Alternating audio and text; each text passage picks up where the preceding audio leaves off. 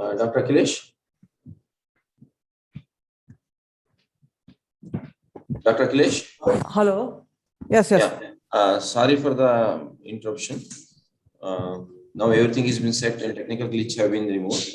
So we will go live now.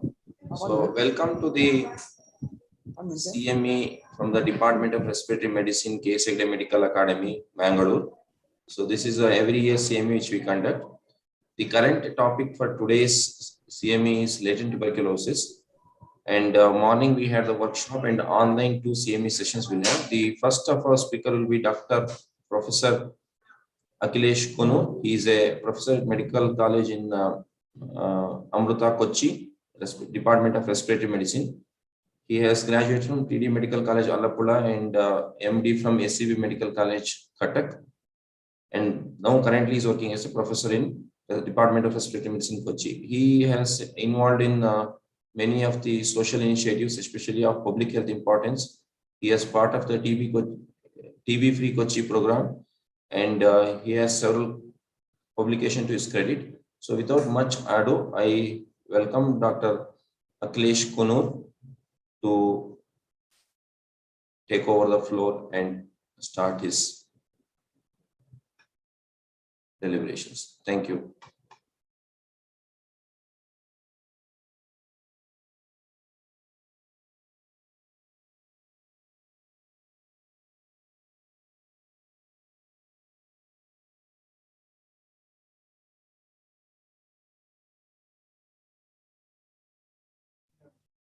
Hello. Hello. You are audible. Yes, yes. Please go ahead. You are audible.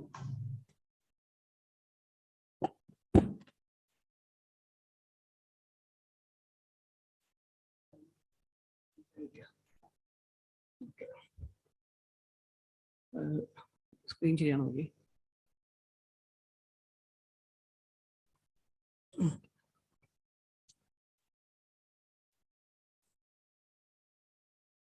Okay. ഏതാ side ഇതിനല്ലേ ഇത് മാറ്റണേ ഈ hiding band good afternoon all. Thank you Dr. Giridhar, Dr. Rajesh and all the faculties of Cascade Medical College for giving me an opportunity to present an important topic and point of discussions nowadays, that is latent tuberculosis management in India. We recently had a new national guidelines on tuberculosis,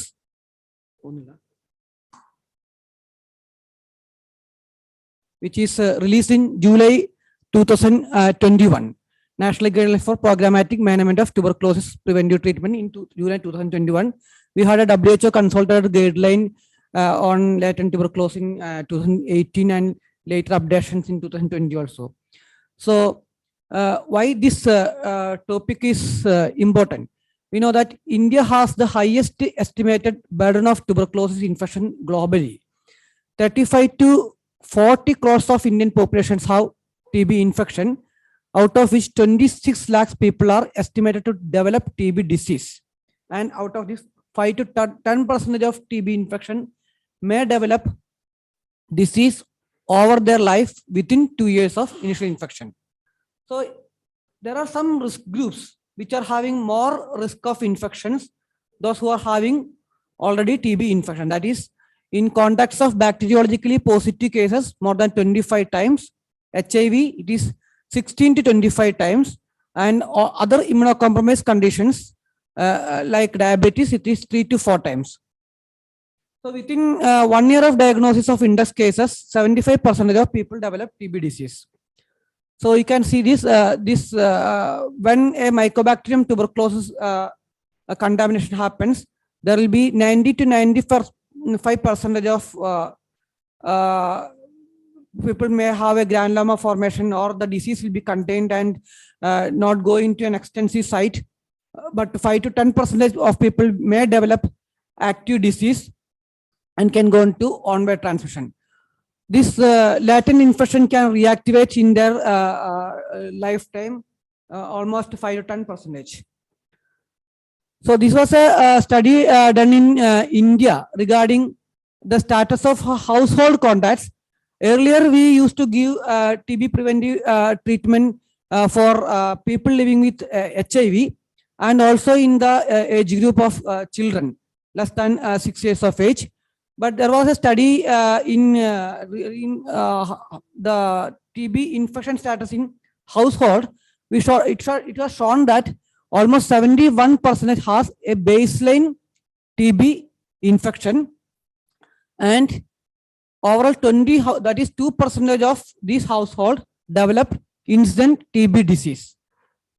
HIV infection, undernutrition were independently associated, and it was not associated with age, diabetes, etc. So almost 71% of the household contact had a TB infection. They did this study based on the TST criteria more than 5 millimeter or quantiferon gold criteria more than 0.35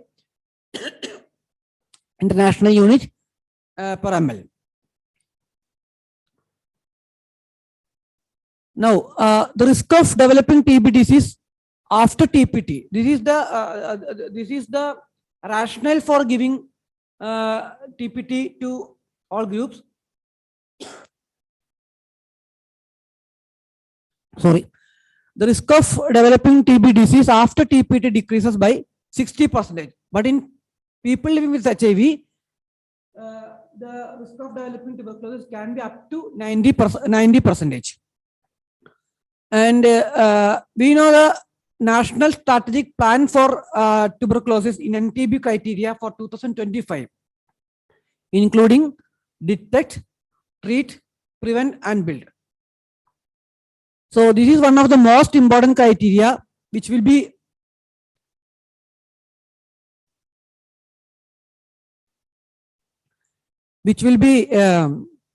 happening only by proper infection control methods, as well as improving the prevention aspect, that is by giving TB preventive treatment. So it can hasten the rate of decline from 2.5 to 10%. This is the most important step before giving a TB preventive treatment, that is cascade of care approach. So what is cascade care approach? We have to systematically screen for eligible population. So it can be done by a community-wise screening, which happens in which has happened in Vietnam, or active or intensified case finding, such as in vulnerable population or household contacts, etc. So through this mechanism, we can find out active tuberculosis. At the same time, we can find out the eligible population for TB preventive treatment. Next step is ruling out of active tuberculosis. So ruling out of active tuberculosis mainly by symptoms-based screening and at least a chest X-ray.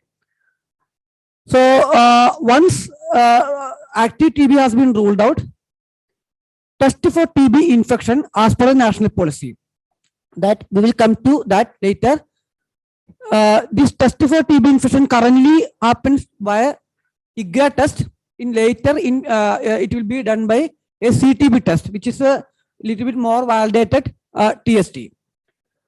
Then, if eligible for TPT, then we have to evaluate whether there is any contraindication or not.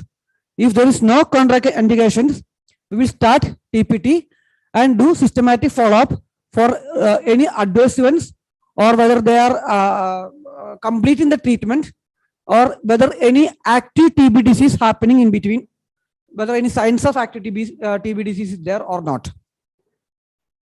If there is a symptoms of TB disease itself, we have to actively rule out tuberculosis, and TB is confirmed, start TB treatment and do the follow-up as per the guidelines for DSTB or the PMDT guideline or the MDR tuberculosis.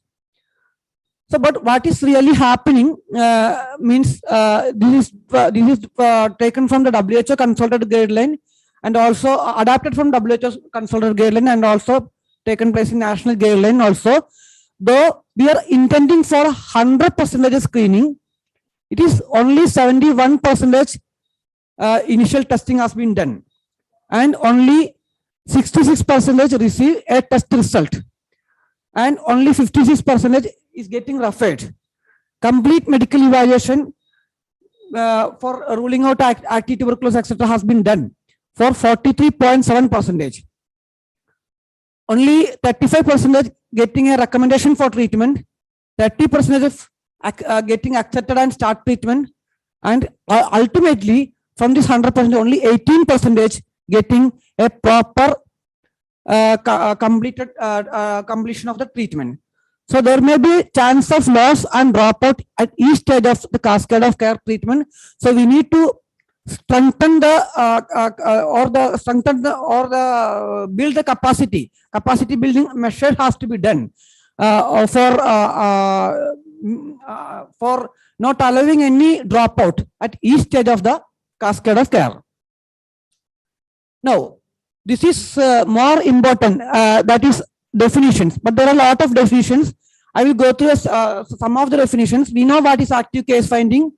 That is, rather than the patient coming to the healthcare facility, we are going outreach activities like a slums or migrant population or a household contacts or through camps, etc. Adult is defined as a person over 19 years of age in a programmatic conditions.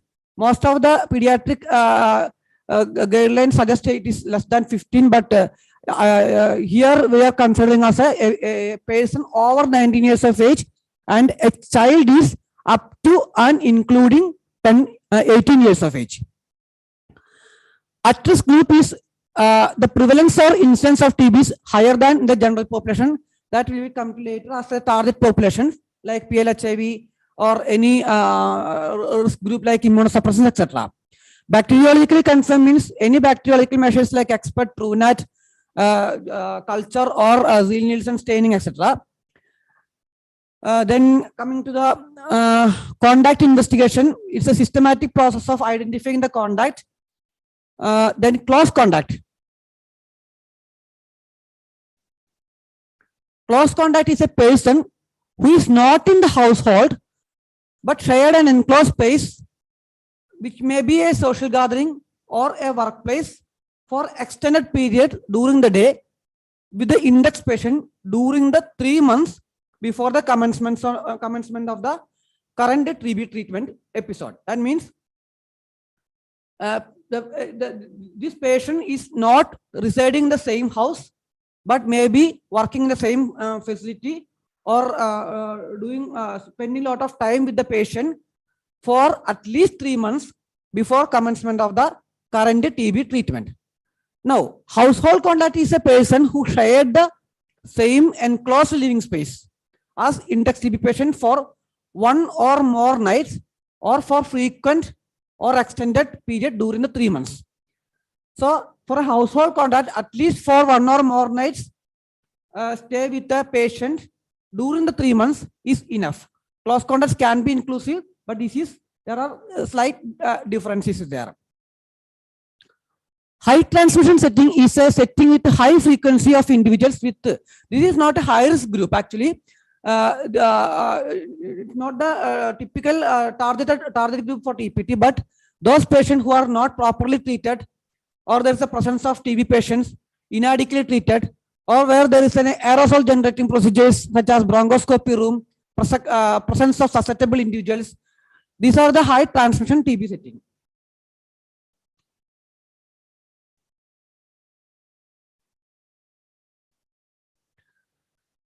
Infant is child less than 12 months of age. TB infection is a state of persistent immune response to TB antigen, but there is no evidence of active TB disease.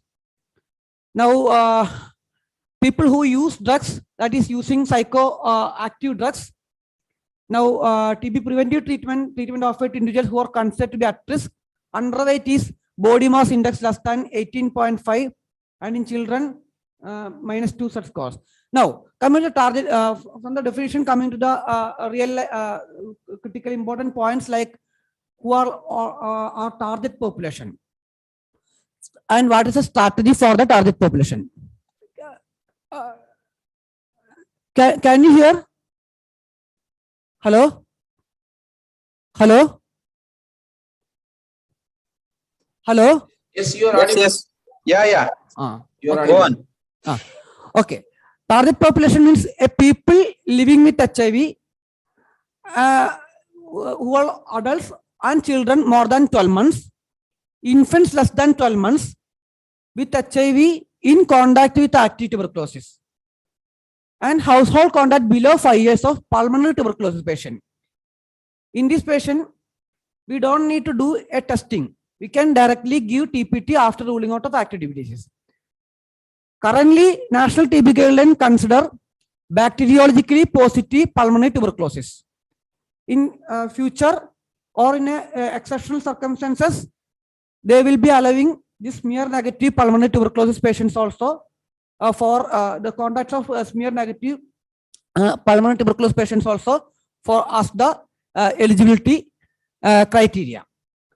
Now, household contact 5 years and above pulmonary tuberculosis patient, first we have to rule out TB disease, then we have to rule out TB infection, currently by IGRA, later by CTB.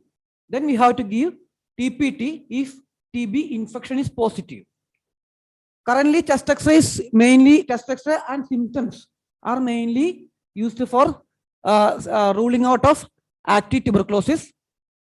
But absence of chest X-ray or TB infection testing should, even if there is no absence, TPT can be given in those circumstances. So these conditions, there is no testing for TB infection, means PLHIV, and adults and children more than 12 months, and also infants. TPT can be given after ruling out, irrespective of level of immunosuppression, pregnancy, previous treatment, or antiretroviral therapy. Now, there are some more target population has been expanded, especially immunosuppressive therapy, silicosis, anti-TNF treatment, dialysis, preparing for organ or hematological transplantation. In these cases also, first rule out TB disease, then rule out TB infection, then do TPT. So this was this was taken from a draft guideline initially done by the Kerala LTB guideline. We plan to have a phase-wise manner, and in that we have included dialysis patient and all this in phase 2, and malignancy in phase 1. Now this has been included in the phase 1 itself in the national guideline. So there is, though there are some increased chance of increased risk of tuberculosis, diabetes, smokers, and alcohol. Currently, this guideline does not apply to these populations. Now, what we'll do for high transmission setting? So we have to find out future strategies. Vulnerability screening has to be done, and active case finding strategy also has to be adapted.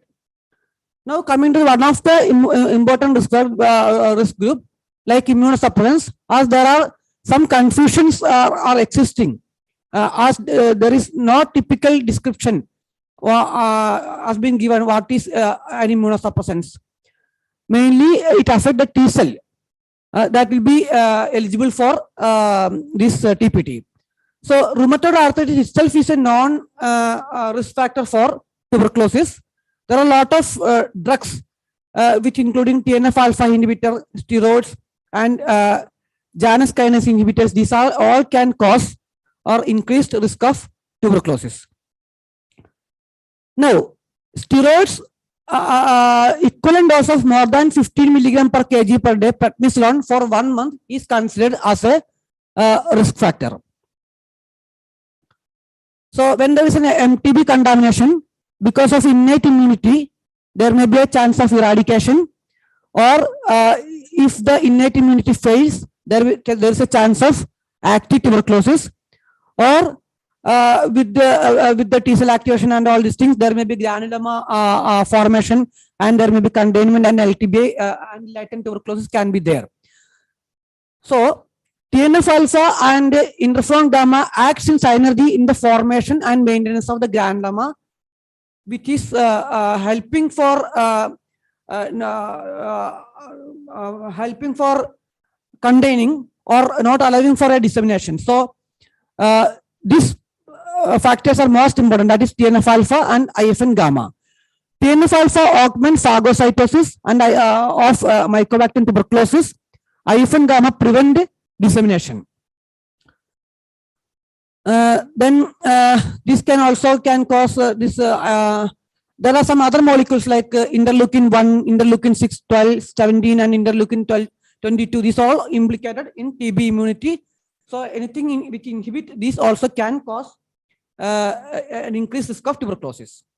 Now, Gyanos kinase inhibitors, blockade of interleukin 12 or 23, which may act through JAK2 or might lead to inhibition of this IFN gamma production by T cells. Tofacitinib is one of the Gyanos kinase inhibitors, mainly by JAK1 and JAK3, which is used in rheumatoid arthritis, psoriatic arthritis, and ulcerative colitis. There are some of the studies has been done about the risk factors of this tofacitinib and other increased instance of tuberculosis. You can see that there are number of TB infection was almost 26 out of these 60 opportunistic infections. So overall, the TB was the most common opportunistic infection with tofacitinib in this article. Now, this is instant risk and Gyanos kinase inhibitors. You can see that tofacitinib and baricitinib. You can see tofacitinib and baricitinib can cause increased risk of incidence rate for tuberculosis. Now, infliximab again can cause increased risk of tuberculosis infection.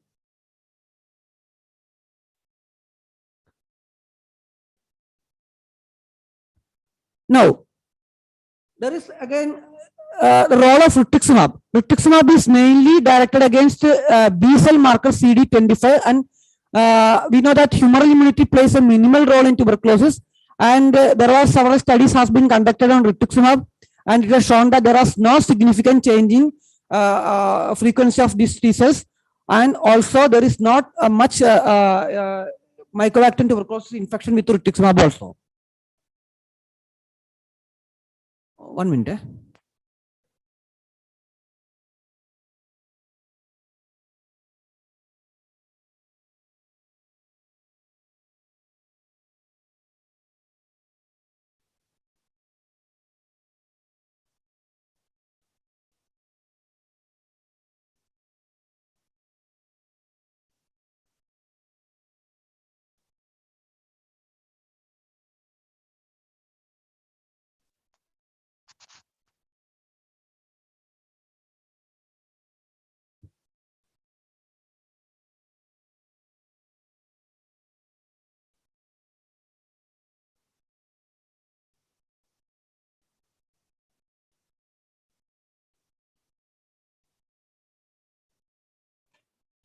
Your voice is not audible, Dr. Kilesh. 1 minute.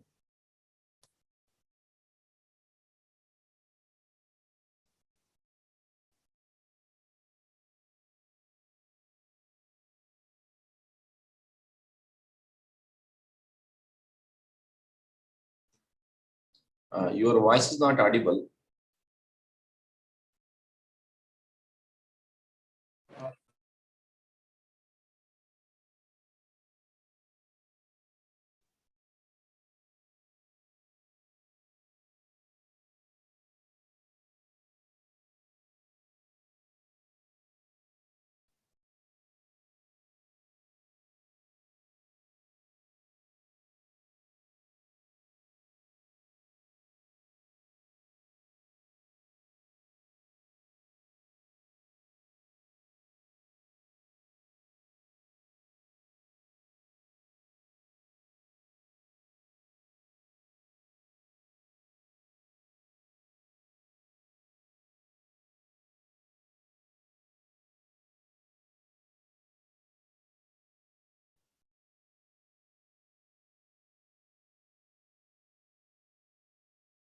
Hello?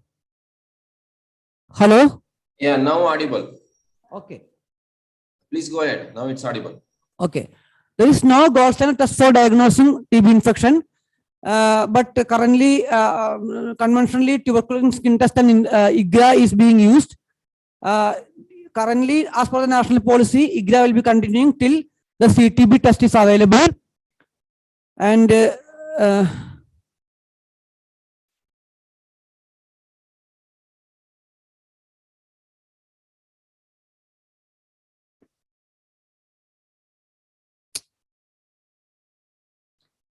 okay, 1 minute.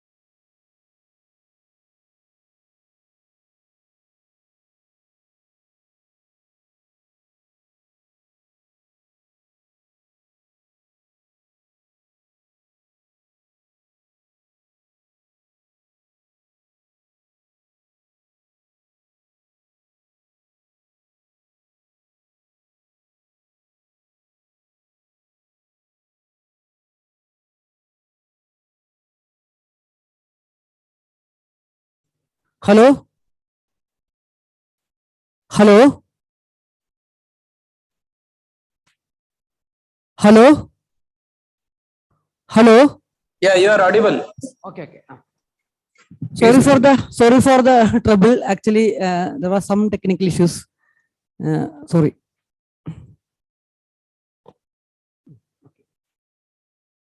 Now. You are audible. Please go on. Okay, okay. So we already discussed about the IGRA and the LTBA, and these are the comparison between the among the three tests, that is PPD, IGRA, and CTB. PPDs means standard PPD what we are currently using. The sensitivity of these tests are all these tests are high, but PPD is very low specific. But whereas CTB and IGRA is highly specific. Ease of use, CTB and standard tuberculin is field friendly, but IGRA is requiring labs, infrastructure, etc. Cost of IGRA is also high, which is the cost as well as the infrastructure is the issues which is going to be hurdle for having more IGRA, and once CTB is available, this problem will be mostly settled. Cost of test also high will be for IGRA. Now, coming to the enumerating target population contract tracing. So, all health facilities should do a weekly list of PLHIV, household contact and other risk group.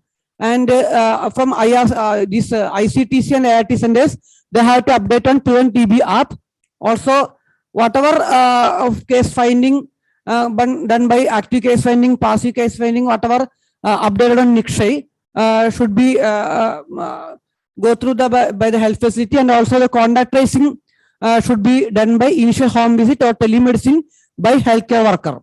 Institution providing care to risk group also should be mapped out. Now, for HIV, 4 symptoms complex for screening should be done: cough, fever, night sweat, and weight loss. And frequency of symptom screening for person with TPT, every visit at health facility or contact with healthcare worker. Asymptomatic infants should be given TPT only if there is a contact of active tuberculosis patients. This is regarding HIV. Asymptomatic HIV infants with HIV should be given TPT only if there is an active TB patient as a household. Now coming to the one of the most important part, that is ruling out of active disease. You can see that in HIV positive, 4 symptoms complex, that is current cough, fever, weight loss, night sweat, will be used for ruling out of active tuberculosis. And if it is there, investigate for tuberculosis.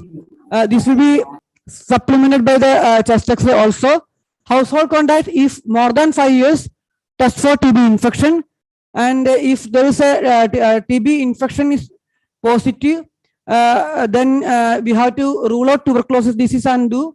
If it active tuberculosis, we have to give treatment. Otherwise, we have to give TPT. And Kerala guideline suggesting of organ-specific symptoms also. Now, contraindication for tuberculosis. So, even if there is an eligibility criteria, if there is an active tuberculosis disease, acute or chronic hepatitis, concurrent use of other hepatotoxic medications such as nevirapine, regular and heavy alcohol consumption, signs and symptoms of peripheral neuropathy, non-hypersensitivity or allergy to any drugs, which is considered for TPT, pregnancy or this will be taken for as a contraindications, whereas pregnancy or previous history of TB are not considered as a contraindications. Counseling part. This is also very much important because we are not treating a patient. We are treating only contacts of a patient and probably a risk category. So we have to explain properly the rationale of the TPT, what benefit will be given to the individual, household, and community. Also the free availability of the medicines and what will be the prescribed duration, possible adverse events, how to do follow-up, how to check for an active TB disease in between, and what to do if any adverse events or active TB symptoms are there. What is the importance of completing the full course of TPT, and who is the nearby contact personnel, like whether it is an STS or healthcare worker, and we have to involve family members and caregivers also. Treatment supporter, assess if a treatment supporter is needed. Every case, if there is a treatment supporter is needed, a trained family member, community volunteer, workplace partner or healthcare worker, these all can be a treatment supporter. Location can be either home, community, or health facility. Now, what are the possible adverse events? Fever, unexplained anorexia, brown urine, then icterus, rash, the signs of hepatitis, signs of peripheral neuropathy like persistent paresthesia, numbness, etc., fatigue, abdominal tenderness, easy bruising, arthralgia, nausea. These all are the possible adverse events. Coming to the pre-treatment evaluation, any patient with a history of allergy or hypersensitivity to INH, rifampicin, rifampicin, rifabutin, this all can be considered as a should be taken. This history has to be taken. HIV status and current ART regimen, then whether the pregnancy status and what is the current birth control method is being used, whether it is an OCP or any other hormonal contraceptive, these all to be taken. Current comorbidities like malnutrition, diabetes, chronic liver disease, these all has to be taken. Drug history, because some of these drugs can interact with this antiretroviral medicines like protease inhibitors or also antiviral medications for this hepatitis C and all these things, opioids and anti-malarial. So in these cases, we have to take a proper drug history. Routine baseline LFT is not recommended by the National TB guideline, but as per my personal opinion, it can be it is better to have a routine baseline test. But in risk group, it is strongly suggested, especially in case of CLD, history of liver disease, alcohol, HIV, immediate postpartum period, pregnancy, etc. Now, social and financial assessment to overcome the barriers for completion. Though the NTP is giving free of cost, there are some other out-of-pocket expenditure can come into in this picture, so that has to be addressed.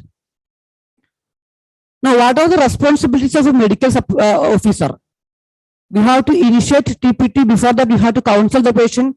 We have to monitor for any adverse events and proper intake, adherence, declare the treatment outcome, and also to ensure long-term follow-up whether patient is having any active TB disease, etc. Now, coming to the TB preventive treatment, there are several regimens has been recommended by the WHO consultative guideline. Can be 3 months of INH and rifampicin, 6 months of INH, 9 months of INH, 12 months of INH, or again this 4 months of INH plus rifampicin. These were the regimens which was suggested by the WHO guideline. But all these guidelines are all these regimens are equally effective. But higher completion rates are being observed in 3 months of INH and rifampicin. Also, risk of hepatotoxicity is also less with this 3 months of INH and rifampicin. So these are the target population and the treatment option. PLHIV, as I told earlier, there are some interactions with some of the drugs using for HIV. So in that case, rifampicin cannot be given. 6 months of INH has been INH is being suggested for PLHIV.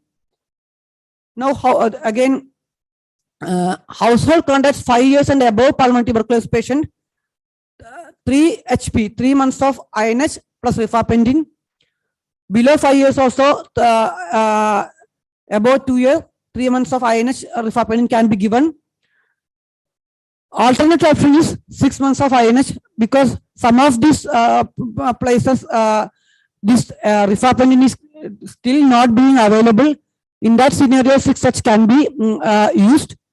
Other risk group, again 3HP or 6H can be given. So this is the dosage schedule that is for 6H, age 10 years and older 5 mg per kg per day, less than 10 years 10 mg per kg per day. 3HP, it can be, it is available as either loose drugs or it is available as a fixed drug combination, which is being currently used in Kerala. That is this FDC combination. So this is the regimen for 2 to 14 years, and this is the regimen for more than 14 years. 300 milligram INH plus 300 milligram rifampicin as per the weight band.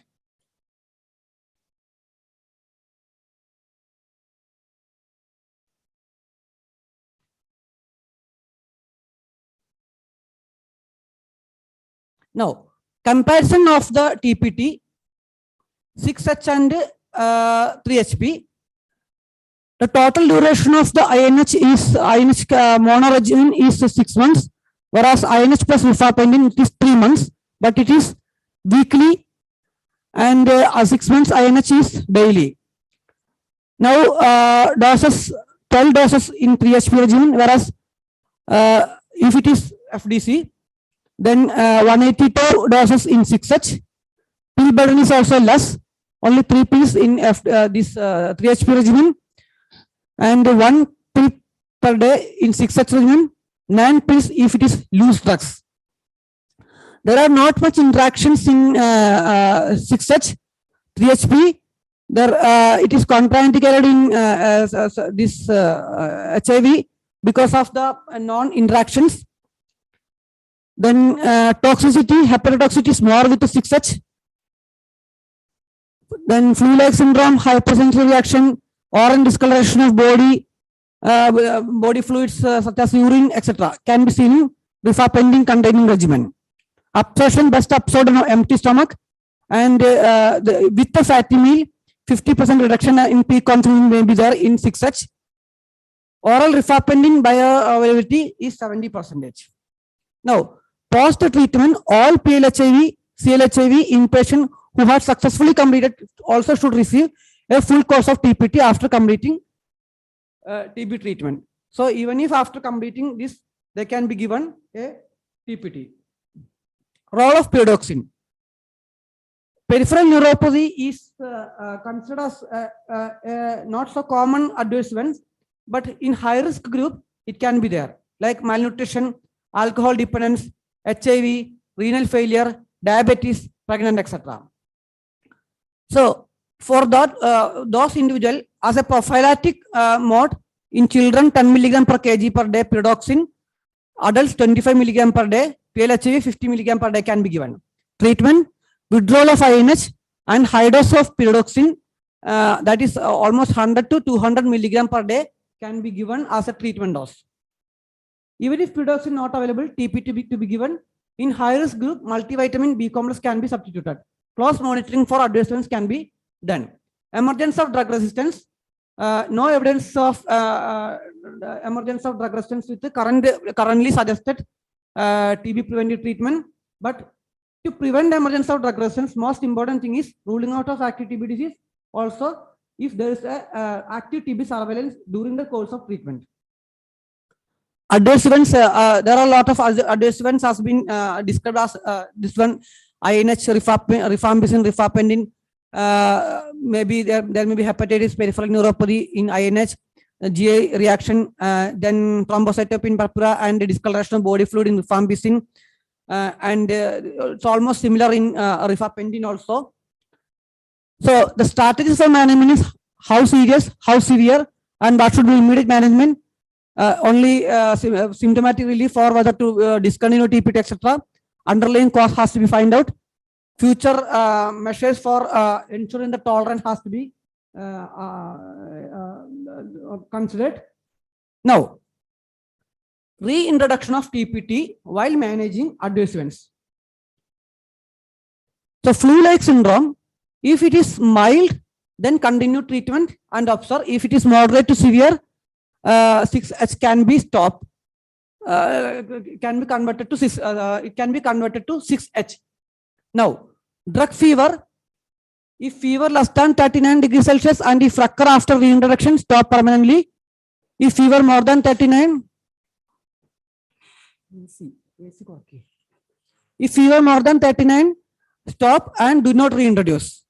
Persistent diarrhea, vomiting, and nausea can manage with antiemetic. But diarrhea continues and there is a need of aggressive rehydration, stop and do not reintroduce. Extensive bullous lesion, mucus ulceration, Stevens-Johnson syndrome, toxic epidermal necrosis.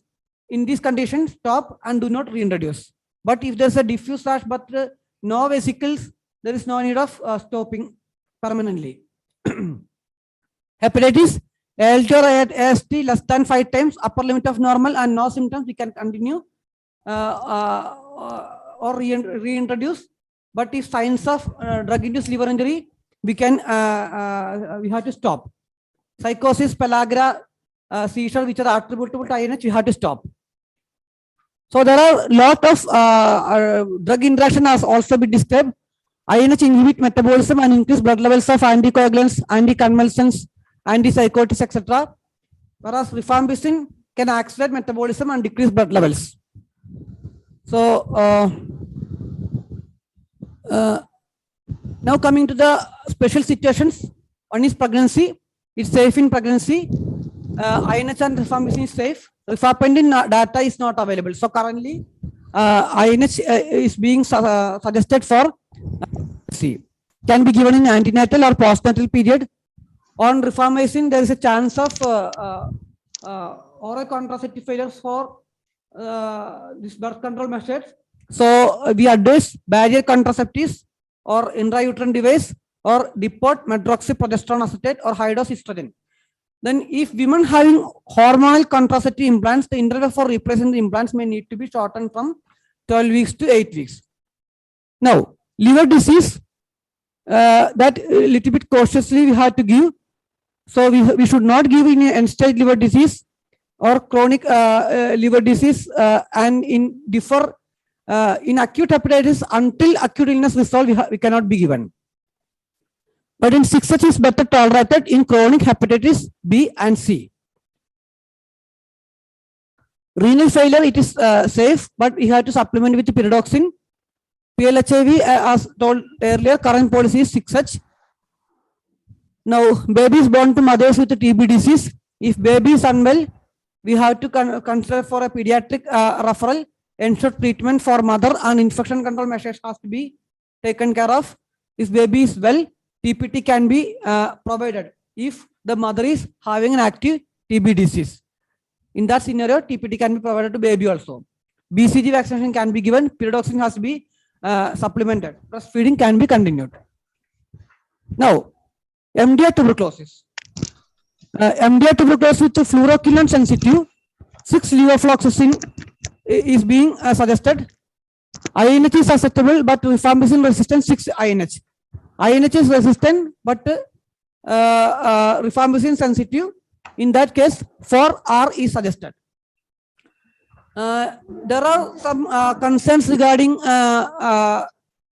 resistance with levofloxacin also. There are some of the studies has been conducted or are under the clinical trial like TB-CHAM, etc. The results are not yet known.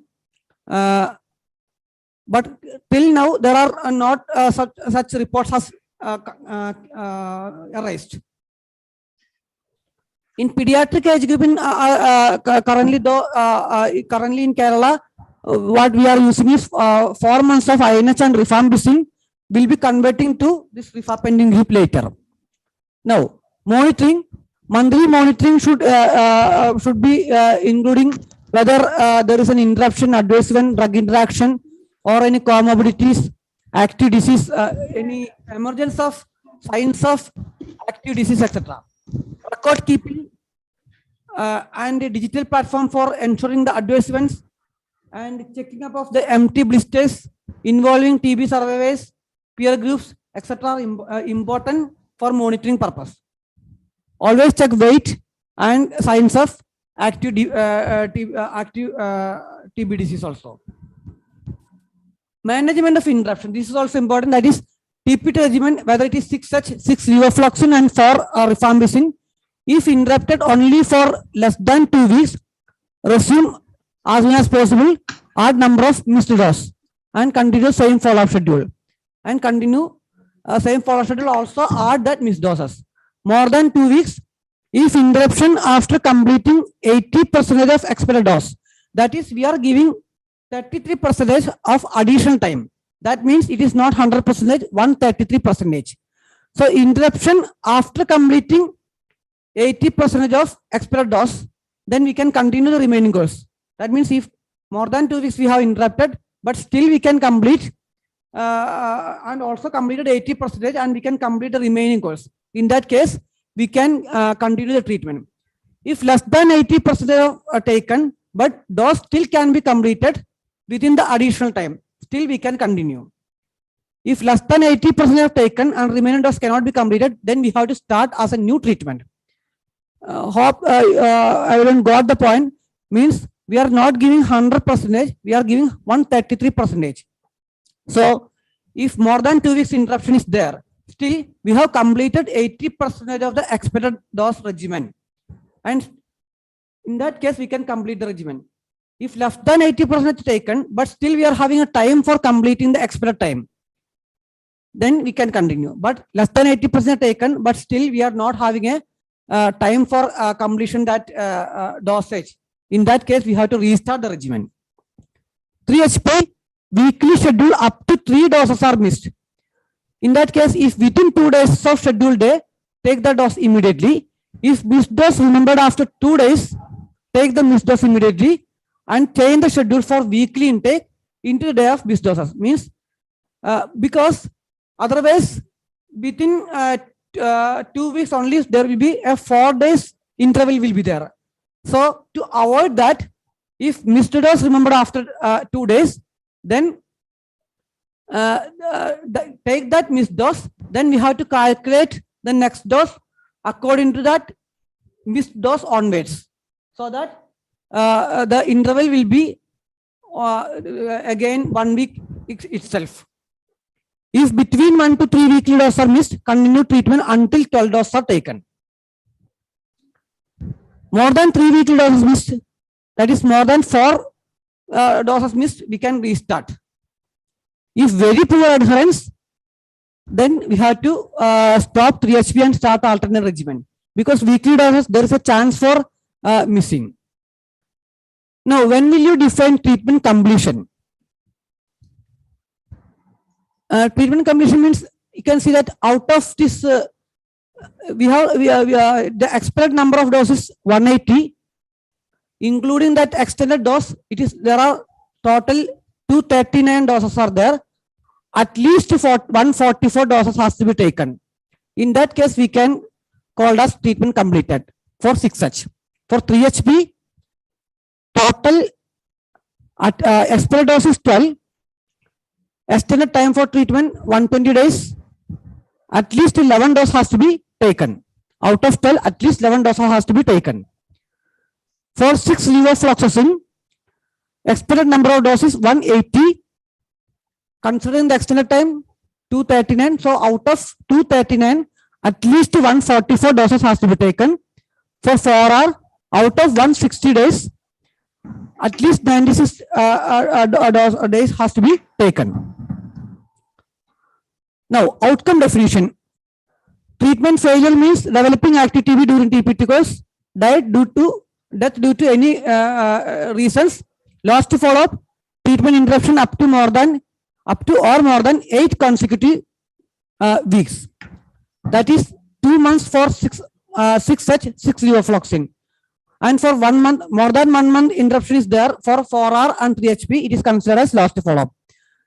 That is current regimen suggested is 3-INH and rifampicin.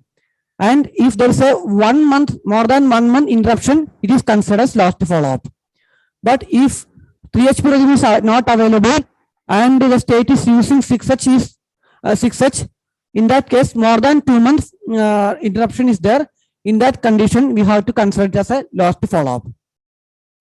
TPT discontinuation due to toxicity. That is permanent discontinuation due to adverse event or drug interaction. But it has to be suggested by the healthcare worker, not by the patient alone. Not evaluated means if there is a loss of record, transfer, etc. Now, this is the nutshell. That is, a systematic screening is essential for finding out the eligible population and also for finding out the active tuberculosis. Complete cascade of care with chest X-ray and symptom screening. Also use IGRA or CTB test for TB infection. Pyridoxine should be given in high-risk groups respects patient decision because it is not. Actually, I should not have written that it is a patient because it is ideally not a patient. Respect the patient, this patient's decisions. So whether to start treatment, etc. Individual's monitoring plan has to be taken care, and there should be a treatment supporter should be there if needed. Monitor adverse drug interaction, and active TB. Complete at least 80% of the expected dose. This is about the national TB guideline. I'm sorry for the trouble in between. Thank you.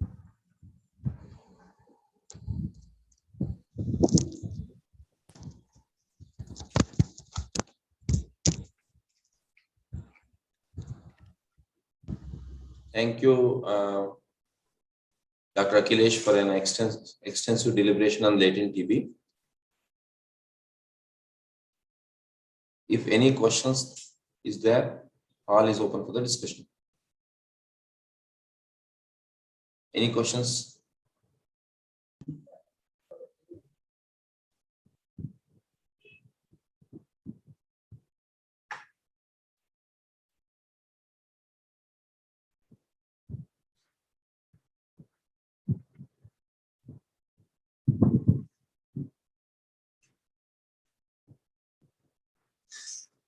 I think no.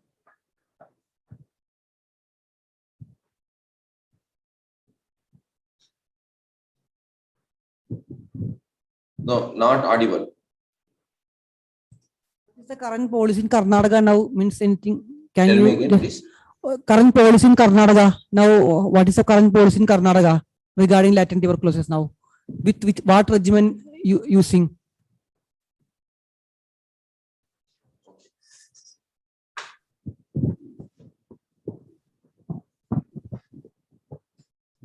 Thank you, Dr. Akhilesh, for a very detailed discussion on the latent tuberculosis. And we honestly thank you for coming on our forum again and sharing his vast knowledge. Thank you very much. Hello. Thank you. Thank you. I would just like to know what is the current policy in Karnataka. Means any idea? Means this regarding the TPT. Yeah, it's also a discussion. Again, there's a debate that it could be sometimes if the TB develops during the process of TPT, there's a risk of developing resistance. All those issues are being debated. We are also had a small discussion today itself because morning session we had a discussion on the MAN2 test and the IGRA. So still not very clear.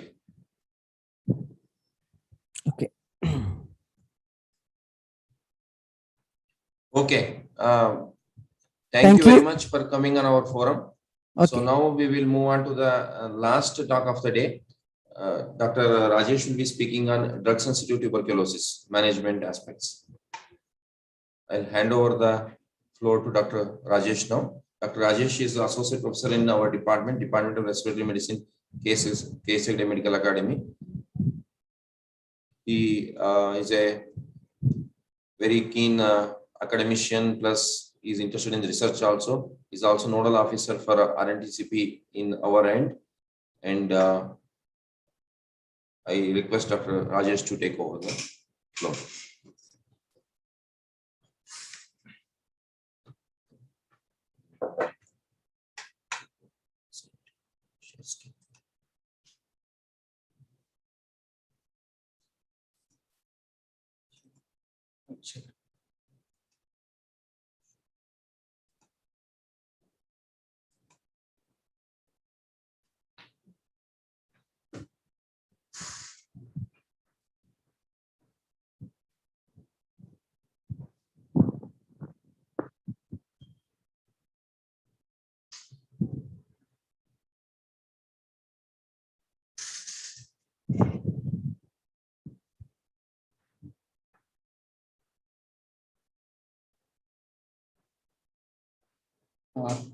Thank you. Thank you, Dr. Giridhar, for giving the opportunity. So here we start with the diagnostic algorithm for drug-sensitive tuberculosis. compared to last year, there are not much changes. So we'll be having a quick refresh on the definitions, the flow charts. And then finally, last two slides will be some on regarding one or two developments which have taken place recently. So by definition, we presume somebody is having pulmonary TB when somebody has cough for 2 weeks or more, fever for 2 weeks or more, significant weight loss, hemoptysis, or any abnormality in chest X-ray. These symptoms may be presenting in isolation, or there may be a combination of these symptoms. So irrespective of duration of cough, if a person is falling into any of these situations, like he or she is a contact of microbiologically confirmed TB case, having an intimate contact, that means very own family members like husband, wife, children who live in intimate proximity to each other. So in them, the cough of any duration is to be considered as presumptively tuberculosis unless proven otherwise. So, and similarly, presumptive extrapulmonary TB or confirmed cases of extrapulmonary TB contacts are also to be regarded as a case of suspected TB irrespective of duration of cough. And in HIV positive patients, of course, cough of any duration, we should first rule out TB because as it is well known, they are immunocompromised patients and they are likely to catch such infections very easily when compared to immunocompetent people.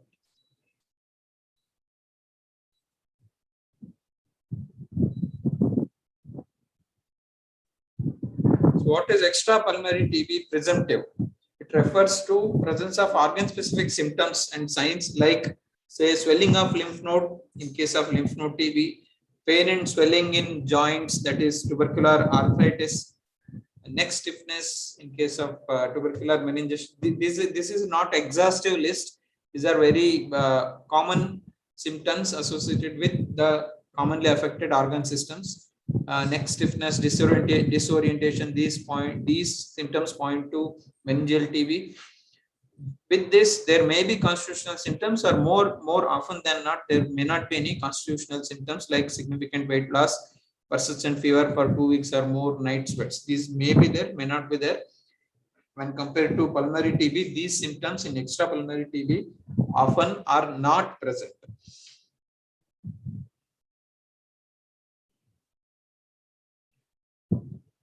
Then what is a pediatric presumptive TB case? It refers to children with persistent fever and or cough for 2 weeks or more, loss of weight or no weight gain, with history of contact with infectious TB cases. That means open TB cases like pulmonary TB. So history of weight loss in this population means no weight gain or unexplained weight loss, defined as loss of more than 5% of body weight as compared to the highest weight recorded in last 3 months. In adults, it is 10%. In children, 5% body weight loss of body weight is enough to raise the suspicion of TB. So history of contact in a symptomatic child is defined as contact with a person with any form of active TB within last 2 years. So when we take history, we have to ask about the last 2 years a possible contact of the child with a case of TB, any form of TB. Now, with this background, how we actually go about diagnosing tuberculosis, that is drug sensitive tuberculosis. This was the algorithm which was used earlier. Now a sort of integrated algorithm has come, wherein the effort starts at the beginning itself towards identifying or classifying a case of tuberculosis, any tuberculosis, as either a drug sensitive TB or drug resistant TB. So that is why it is called as integrated management algorithm, because earlier, more often than not, we can say 100%, all cases used to get drug sensitivity TB treatment only when failure occurs, we used to look at drug-resistant TB. Nowadays, at the starting point itself, we are required to answer this question whether I am dealing with a case of drug-sensitive TB or a case of drug-resistant TB. So that is why the algorithm from the very beginning has got two arms. So it starts with any case of presumptive TB we are seeing, starts with what diagnostic tests we can employ. So microscopy is well known to everybody. Along with that, NAT, that is nucleic acid amplification tests, commonly known as CB-NAT, or also known as gene expert. So this has to be combined with microscopy. Now this NAT facility is almost available in every taluka hospital at least, and in many in almost all medical colleges. So wherever in remote areas NAT facility is not there, the sputum is transported from those areas from the nearby primary health center to the nearest available NAT facility. So along with microscopy, now doing NAT is a must. So the concept I will be explaining a little later under what is called as universal DST. So, so it doesn't stop at microscopy. It is inclusive of NAT also with X-ray and other tests.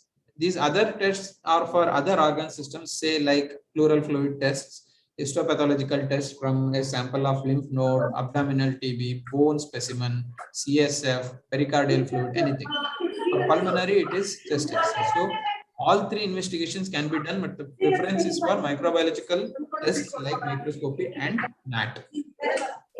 Even direct NAT is accepted in some key population, which I am going to discuss later. So NAT skipping microscopy is acceptable, but skipping NAT and doing only microscopy is not acceptable. So once we have the result of NAT in that is CB-NAT, we will have two information. One is it confirms the presence of Mycobacterium tuberculosis. This is an advantage because under microscopy, that is Zn staining, we are only looking at the acid-fast bacillus. We really don't know whether it is the Mycobacterium tuberculosis reality or some other bacteria which looks like Mycobacterium tuberculosis. No, that is not true. Because there are many acid-fast Why bacilli. antibiotics for some reason? They all look similar under microscope with very minor variations, which we cannot determine conclusively that just by the appearance. So NAT will confirm because it's a nucleic acid amplification test. Samiraban is an antibiotic. Imagine like DNA fingerprinting. So it will detect only that region of the gene or the DNA of the bacteria, which is very unique to Mycobacterium tuberculosis. It will not detect even if there is Mycobacterium, atypical Mycobacterium, like Mycobacterium, Mycobacterium avium, Mycobacterium intracellular complex. These will not be picked by the CB-NAT. It is designed in such a way. So then NAT will give us first confirmation. Second, it will also give us information about the status of rifampicin. Whether it will say rifampicin resistance is detected, or it will say rifampicin resistance is not detected. This is again, actually, this is the main aim of the NAT test. NAT test is designed in such a way to detect the gene mutation which is responsible for resistance to rifampicin. So because that gene is detected, automatically we get because that gene is analyzed for the mutation. So if that gene is present, that means the bacillus is also present. So the confirmation about the bacillus in question being Mycobacterium tuberculosis is actually a byproduct, or it's a second output of testing for rifampicin resistance. So if that mutation is present, the test report is given as rifampicin resistance detected. And if that gene area is identified, but there is no mutation, that means the test is reported as rifampicin resistance not detected. Because what we are looking is at the gene structure. There may be other areas, other problems in the, there may be problems in the other areas of the gene, which we have not looked at, which may be causing resistance to rifampicin. So that only culture and sensitivity methods can confirm. So the the molecular test, like, or any molecular test, can only tell about the genotypic structure of the organism. We already know the genotype and phenotype maybe usually they are two different things. So what is there in the gene may not be always expressed phenotypically. So the report will only say rifampicin resistance detected if the mutation is present. If the mutation is not present, it will just say rifampicin resistance not detected. So we'll have information about, suppose the report comes as Mycobacterium tuberculosis is there, it will be written as MTB positive and rifampicin resistance not detected. Actually, it should have been rifampicin resistance not detected, not rifampicin sensitive. So then the sample will be put up for what is called as FL-LPA. FL means first line drugs, that is isoniazid. LPA means line probe assay. This is a second step in the battery of tests called as molecular tests or nucleic acid amplification tests. So this LPA will give additional information about isoniazid status in addition to confirming the rifampicin status. So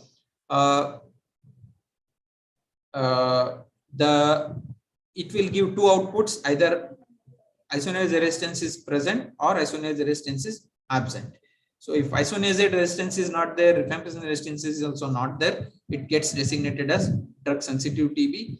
If we are diagnosing TB with the help of other tests like X-ray or pleural fluid analysis or anything else, that also we should make an attempt to send the sample for this testing, CBNAT testing. Because compared to microscopy, CBNAT testing is much more sensitive test. Even small amount of bacilli present can be detected with the help of this.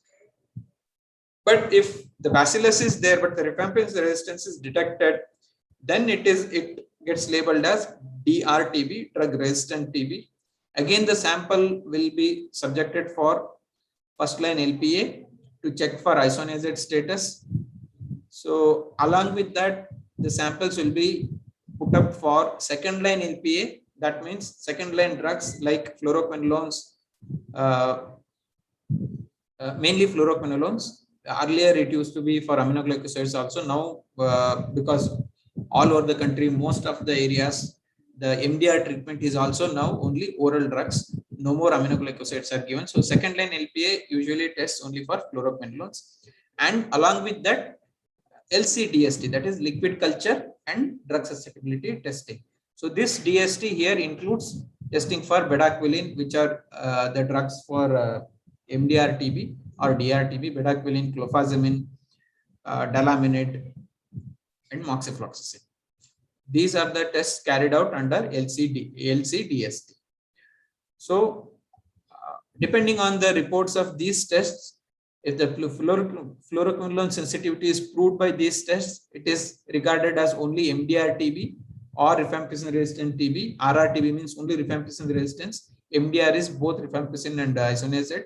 If there is fluoroquinolone resistance also, additionally, this is defined as pre-XDR or XDR-TB, which I'm not going to discuss now. So with a small deviation from the DSTB algorithm, suppose if the rifampicin resistance is not detected, we imply it as rifampicin working. But if the report of LPA comes as isoniazid resistance is detected, then it is called as monoresistance. What monoresistance? Isoniazid monoresistance. Okay. So it is called as H monobar poly DRTB. So that treatment will differ. There will be levofloxacin in place of isoniazid.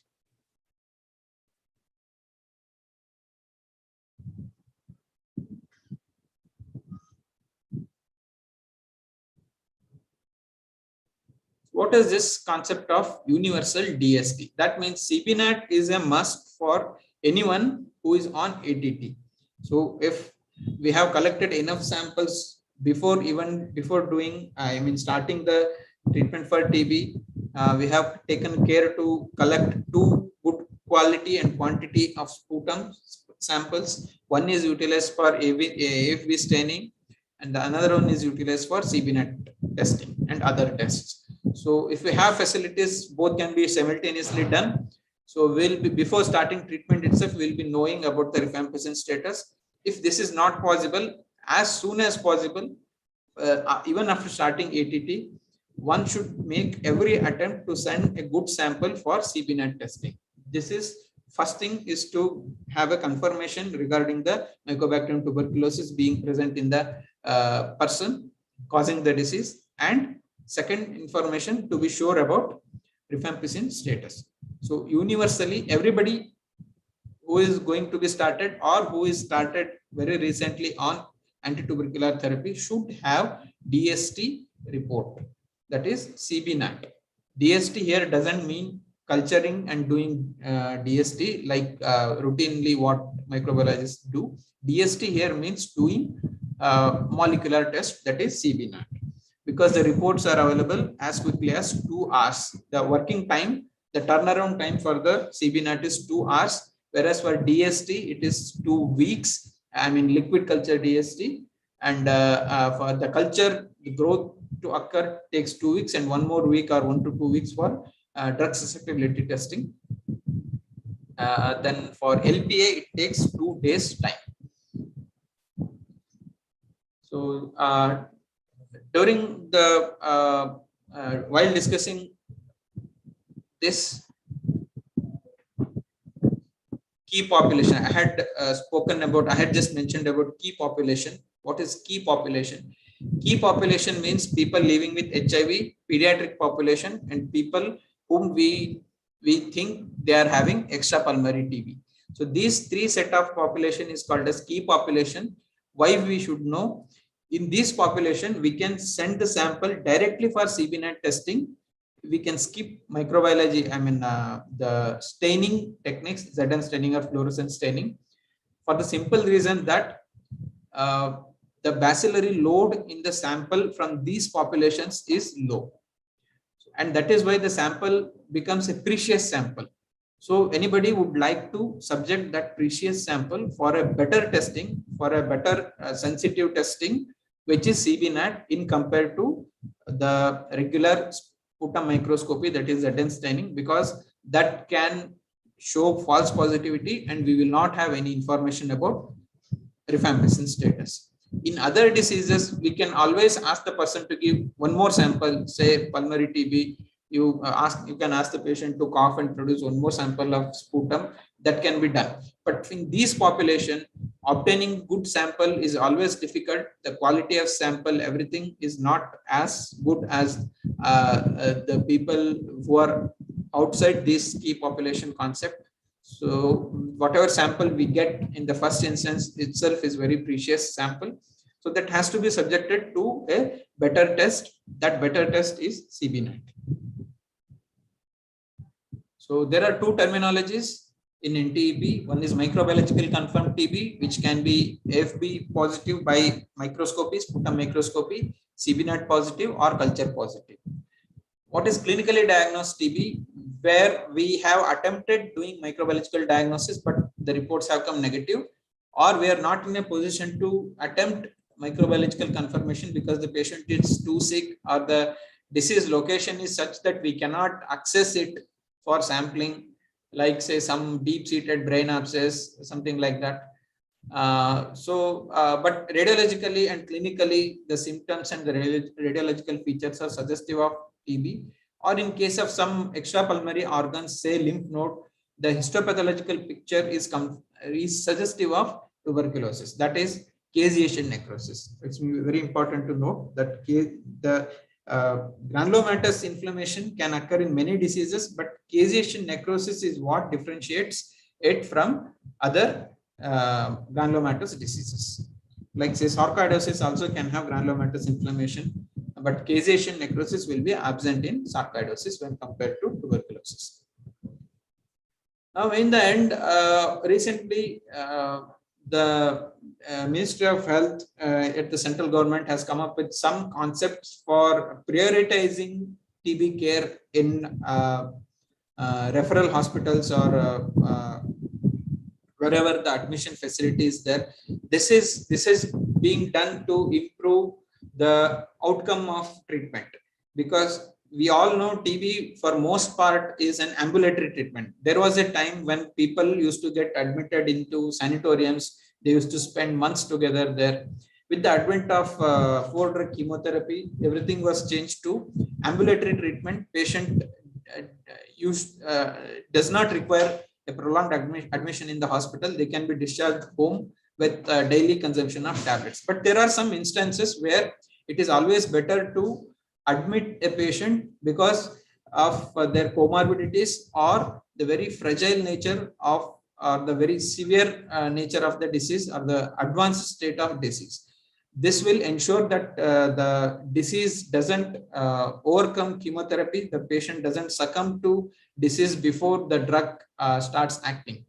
So the ministry has given some guidelines where we can consider hospitalization or consultation with other departments if we notice that the person with TB has any of this following: BMI less than 14 kg per meter square, BMI between 14 and 16, and bilateral pedal edema or inability to stand without support or no appetite, severe anemia, hemoglobin less than 7, with or without heart failure. Here, because the chance of disseminated TB and bone marrow involvement is high, they may require additional support in addition to drug therapy. So drug therapy may not alone be sufficient to pull the person out of crisis. Unstable vital organs, signs like pulse rate more than 100 per minute or respiratory rate more than 24 per minute or less than 12 per minute, oxygen saturation less than 94, systolic BP less than 90, or poor performance status like bedridden, extremely limited mobility, or say complications of TB, say moderate or massive hemoptysis in cavitary TB, particularly hydropneumothorax. These are the definite areas, definite situations where simple home-based drug therapy, oral tablets will not be sufficient. Before the treatment can start acting, the person may succumb to these complications.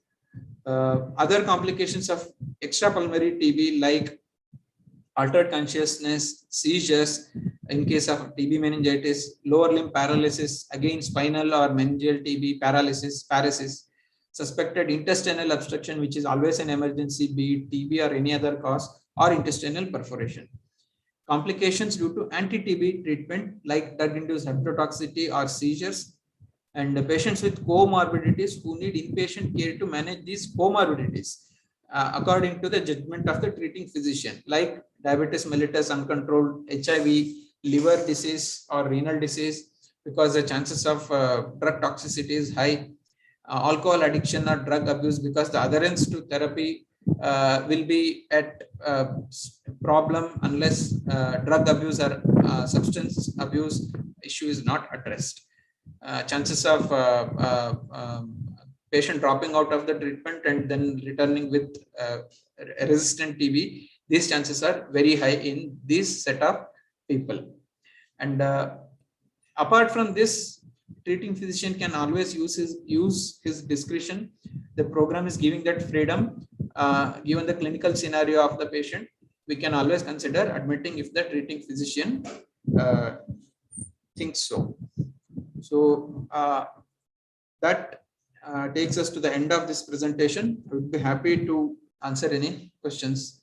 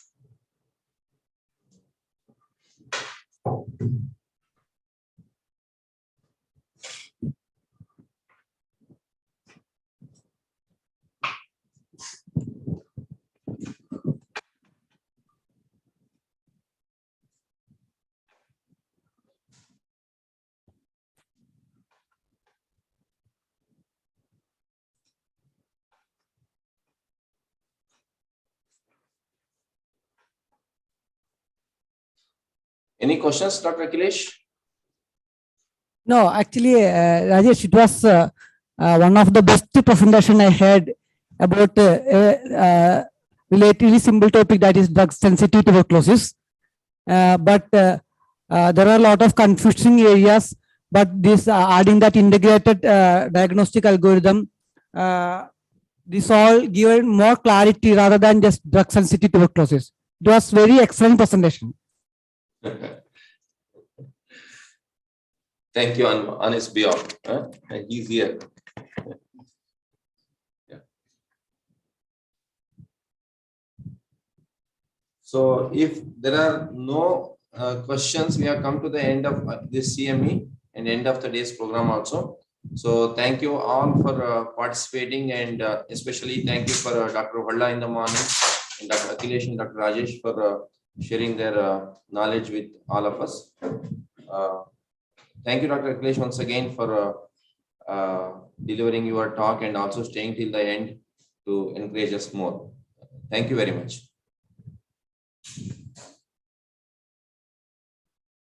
Thank you. Sorry for the delay. This there was a trouble in between for technical reasons. Sorry. No, that is not an issue, because it would have been always nice to have you here, but because of these technical advances, we can even if it's sitting at a far off place also, you can share your knowledge with us. So I think everybody understands. First of all, actually we delayed. There was a technical glitch from our side, so it happens once in a while. But people will listen to what they have to listen. They are very happy. Okay, thank you.